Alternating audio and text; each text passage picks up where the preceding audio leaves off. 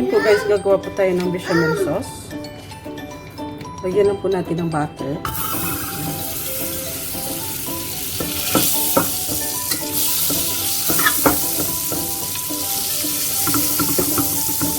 Tapos po, lagyan po natin ng soup flour.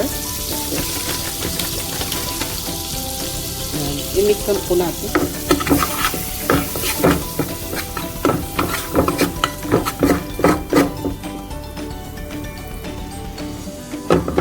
Ayan na guys, so lagyan na natin ng gatas.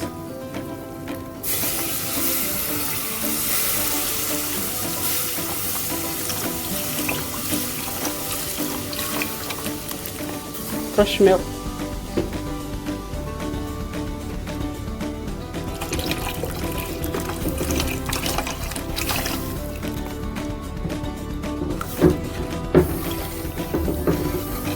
Until such time po na mag-ano siya, maging thick. Ayan. Tapos lagyan po natin ng salt, black pepper, at saka 1 Maggi cubes.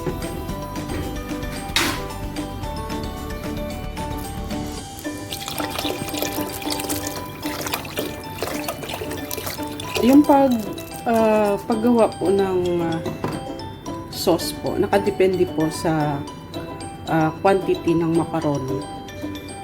Pero kung gusto nyong saucy talaga, pwede rin.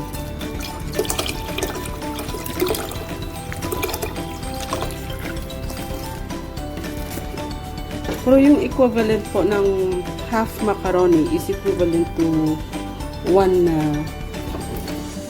liter of fresh milk. So, lalagyan na po natin ng black pepper.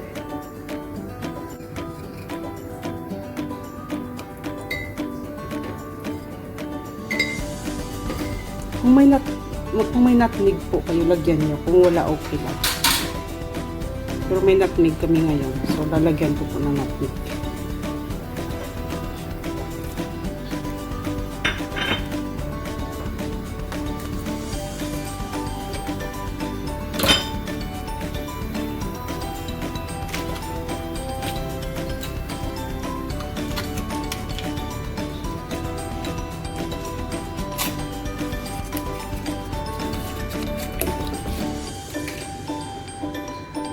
Ayan na guys, little thick na po siya. So, lagyan po natin ng liquid cream para more creamier. Ayan. Tapos po, lagyan po natin ng mga iba't ibang klaseng cheese.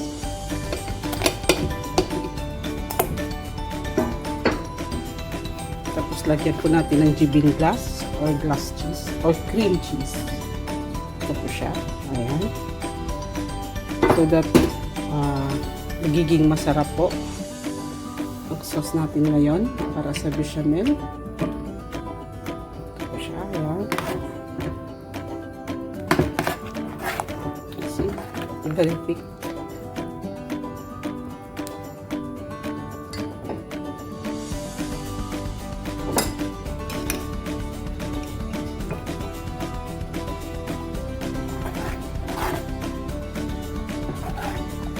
Wow, it's so yummy guys.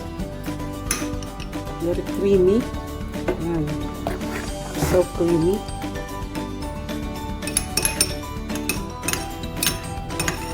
May iba't ibang klaseng paraan naman po ng paggawa ng bechamel. Pero kasi ito, yung ginawa ko, special yan.